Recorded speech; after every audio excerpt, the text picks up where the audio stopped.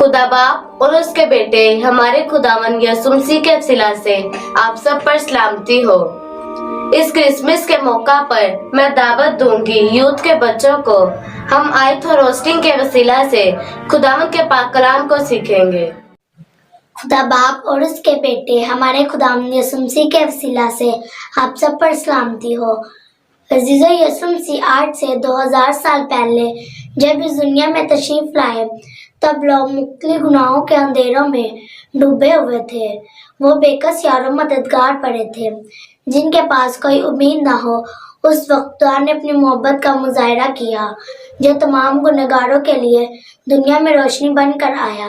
तो आए अजीज़ों में कायस से जानेंगे ईसाया नबी की मार्फत खुदा का कलाम क्या बताता है। मुकद्दस मत्ती की अंजील उसका 4 बाब 16 से 17 आयत।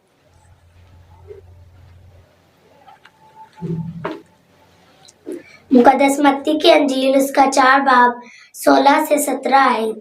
यानी जो लोग अंधेरे में बैठे थे उन्होंने बड़ी रोशनी देखी, और जो मौत के मुल्क और साये में बैठे थे उन पर रोशनी चमकी। उस वक्त से यीशु ने मुनादी करना और ये कहना शुरू कर दिया कि तौबा करो क्योंकि आसमान की बादशाही नज़दीक आ गई है। आमीन।